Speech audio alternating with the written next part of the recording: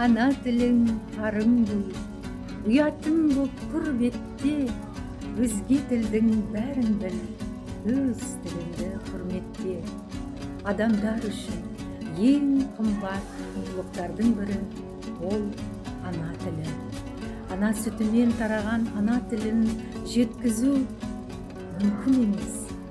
Менің ең қастерлеп, қадірлейтін ана тілім қазақ тілі. Бұл тіл ғасырлар бойы ата-бабаларымыздың арқасында бізге жеткізілді. Сол себептен де тілімізді құрметтеуіміз керек. Өз ана тілімізде сөйлеуіміз керек. Жас ұрпақтарға осы ана тіліміз қазақ тілін жеткізуіміз керек. Осы мақсатта біздің балабақшамызда көптеген іс-шаралар өткізілуде.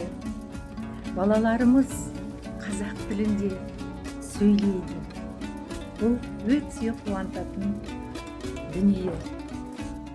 Елге құрмет, тілге құрмет демекші, өз ана тілімізде қазақ тілінде сөйлесейік, ағайын.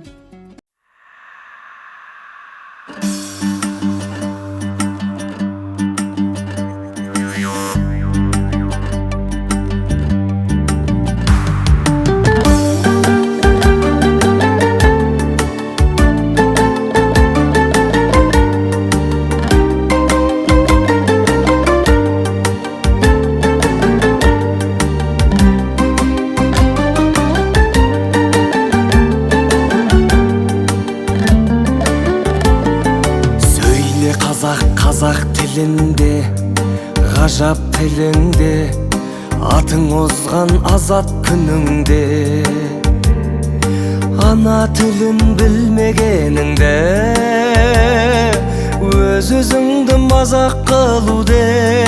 Қазақты бірге, қазақтығың қазақ тіліңде, ғажап дініңде.